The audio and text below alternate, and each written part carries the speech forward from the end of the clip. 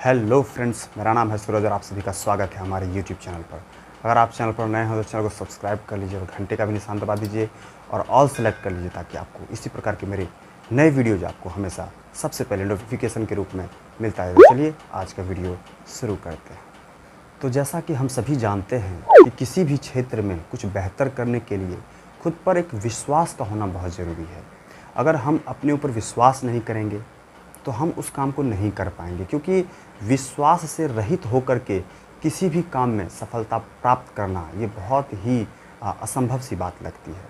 तो चलिए आज मैं आपको एक ऐसी कहानी सुनाता हूँ जिसको कि सुन करके आपके अंदर एक मोटिवेशन आएगा, कोई एक अच्छा इंस्पिरेशन आपके अंदर आएगा, जिससे कि आप में भी एक विश्वास पैदा होगा और आप भी जो काम कर रहे हैं, जिस किसी चीज़ में आपका मन लग रहा है उसमें आप एक बेहतर मुकाम हासिल कर सकते हैं।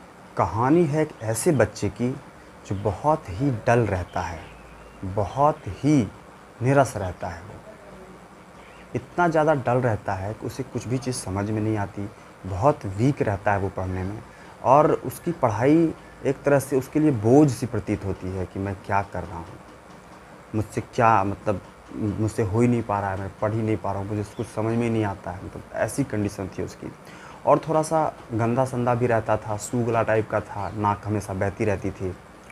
तो वो स्कूल जाता था और पढ़ाई होती थी, पर बहुत डांट पड़ती थी उसको, बहुत ही ज़्यादा उसको पनिशमेंट दिया जाता था स्कूल में भी, क्योंकि उसके परफॉर्मेंस बहुत ही ख़राब थे। वो जैसे तैसे करके क्लास को पास कर पाता था और एक क्लास से दूसरी क्लास में प्रमोट हो पाता था।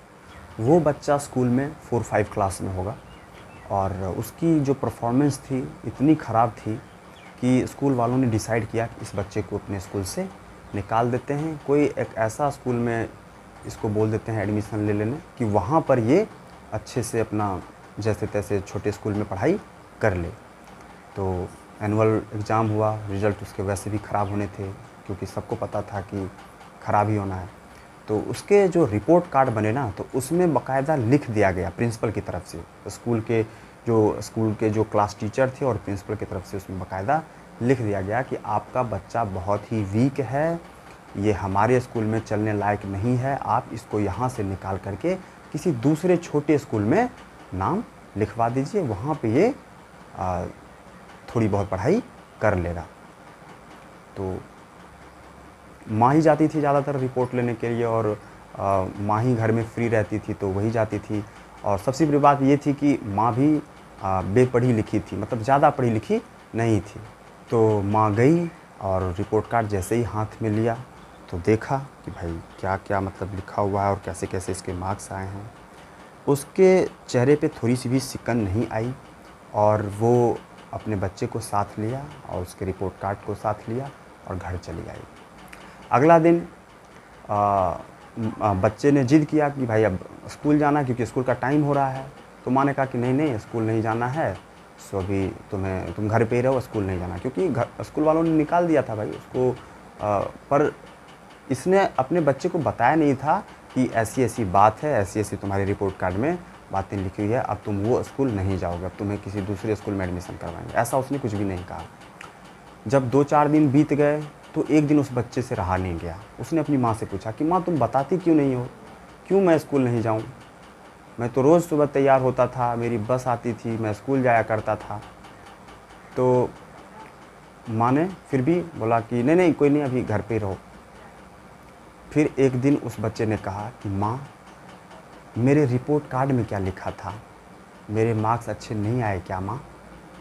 तो उस माँ का जवाब आप सुन करके दंग रह जाएंगे। उस माँ का ये जवाब था कि नहीं नहीं बेटा, ऐसी कोई बात नहीं है, तुम्हारे तो बहुत अच्छे नंबर आए हैं, तुम तो बहुत अच्छे स्टूडेंट हो। तुम्हारे रिपोर्ट कार्ड में ये लिखा हुआ था कि आपका जो बच्चा है वो एक्स्ट्रा ऑर्डिनरी है और बहुत ही ज़्यादा इंटेलिजेंट है।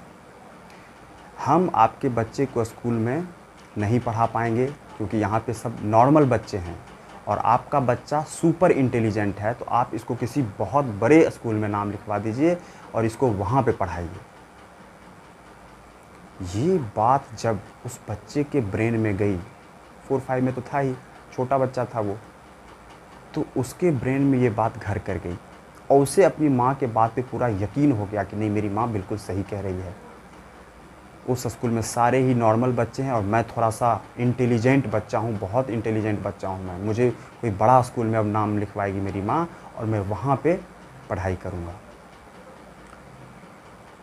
कुछ दिन होने के बाद माँ ने उसको किसी दूसरे स्कूल में, नॉर्मल ही स्कूल था बट लिखवा दिया नाम, और एडमिशन मिल गया इसको, और वो फिर वापस उस स्कूल में जाने लगा। You will not believe my dear friends, you will not believe कि उस बच्चे ने उसी स्कूल में उस एग्ज़ाम, जो उसका नेक्स्ट एग्ज़ाम होने वाला था, उसमें टॉप कर गया। क्योंकि ये उसे विश्वास हो गया था कि वो एक टॉपर है, वो सबसे होशियार बच्चा है। जबकि ये वाला स्कूल उस वाले स्कूल से कहीं नीचे के स्तर का था, टीचर्स भी नीचे के स्तर के थे, लेकिन यहाँ पे वो टॉप कर गया। और जब टॉप कर गया तो टॉप करता गया और हर बार टॉप किया। आगे उसके इंटर की पढ़ाई हुई, आगे उसके ग्रेजुएशन की पढ़ाई हुई, और भी आगे पढ़ता रहा। हर बार हर अच्छे से अच्छा मार्क्स, अव्वल से अव्वल मार्क्स उसके आते रहे और हमेशा टॉप करता रहा।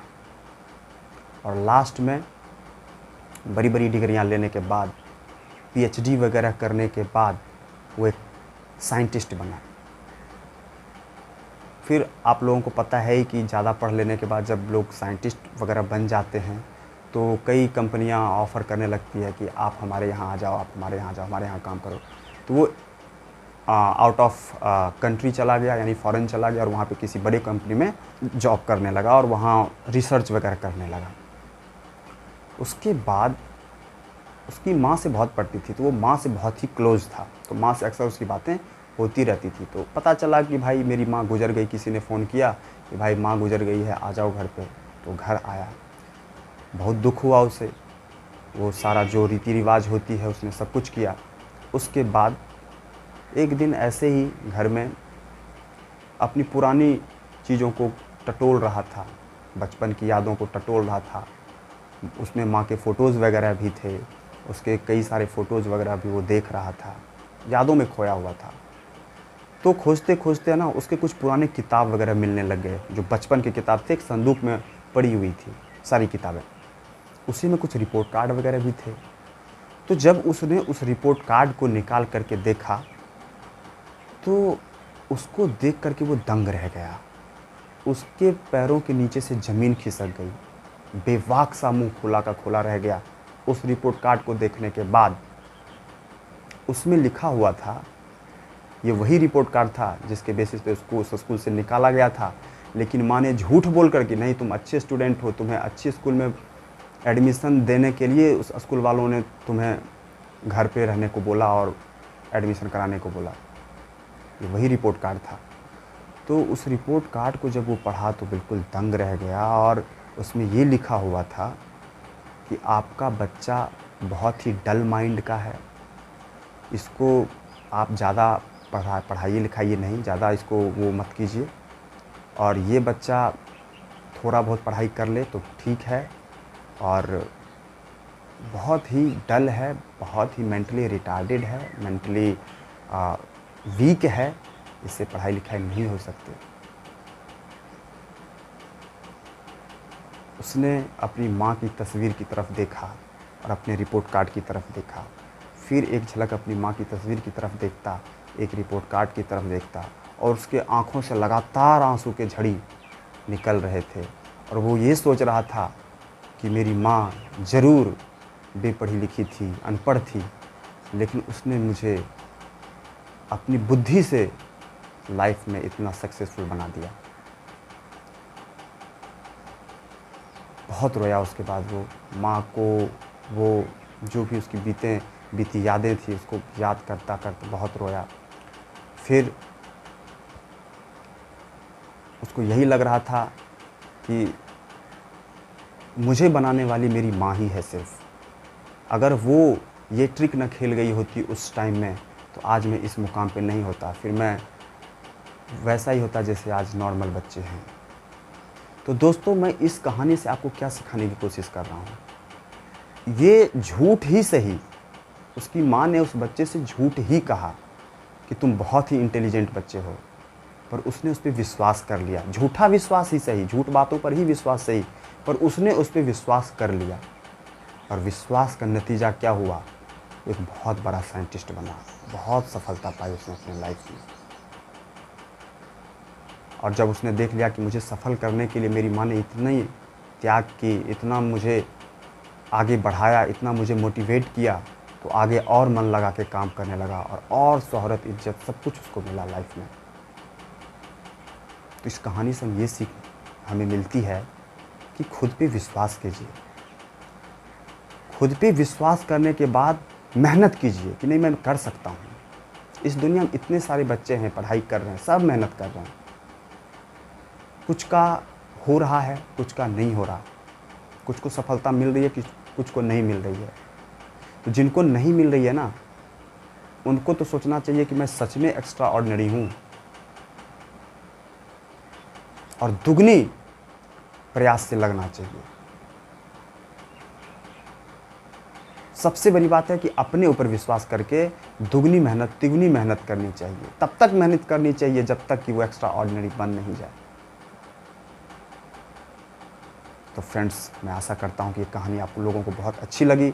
अगर ये कहानी अच्छी लगी है, अगर आपको कुछ हमसे सीखने के लिए मिलता है, कुछ मोटिवेशनल चीज़ें मिलती हैं, कहीं से आप अगर इंस्पायर होते हो मुझसे, तो आप मेरे चैनल को सब्सक्राइब कर लीजिए, घंटे का भी निशान दबा लीजिए और ऑल सेलेक्ट कर लीजिए, ताकि आपको इसी प्रकार के मोटिवेशनल, इंस्पिरेशनल वीडियोज़ मुझसे मिलते रहेंगे आगे भी। तो चलिए, आज के लिए इतना ही।